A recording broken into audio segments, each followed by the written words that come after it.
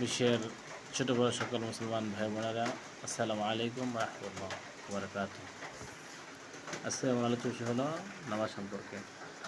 আমরা যারা কারি বা হাফেজ সাহেব না, আমরা প্রতিদিন বা দৈনিক ৫ ওয়াক্ত নামাজ এভাবে পড়ব। যে আমরা জানি ৫ ওয়াক্ত নামাজ ফজর, জোহর, আসর, মাগরিব, এশা। এই ৫ ওয়াক্ত নামাজ 10 বছর থেকে নিয়মিত পর্যন্ত আকল বালের জ্ঞান সকলের উপর ফরজ আইন অবশ্যই পড়তে হবে, আল্লাহ মাফ করবেন না। তো এই নামাজগুলো আমরা কীভাবে পড়বো? যারা কোরআন হাফেজ নাই, প্রথমত তারা 4টা সূরা শিখবেন।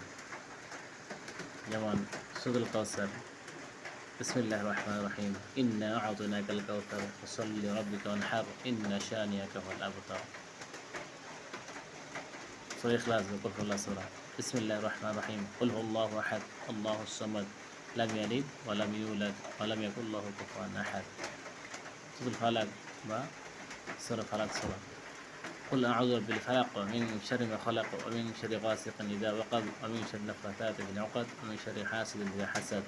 سورة الناس، بسم الله الرحمن الرحيم، قل أعوذ بالناس ملك الناس إله الناس من شر الوسواس الخناس الذي يوسوس في صدور الناس من الجنة والناس.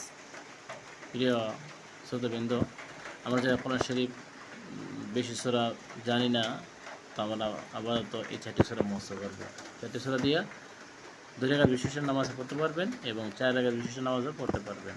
তো 2 রাকাত বিশিষ্ট ফরজ নামাজ, সুন্নত নামাজ বা নফল নামাজ যে সূরা হোক পড়বেনই তো। আর 4 রাকাত কিন্তু শুধু 4 রাকাত ফরজ নামাজের বেলায় এই প্রথম 2 রাকাতে আলহামদুলিল্লাহর পরে 2টি সূরা মিলাইতে হয়, আর শেষের 2 রাকাতে ইমাম হোক একা নামাজি হোক কেউ কিন্তু পড়তে হয় না দ্বিতীয় 2 রাকাতের মধ্যে, ফরজের 4 রাকাতের বেলা।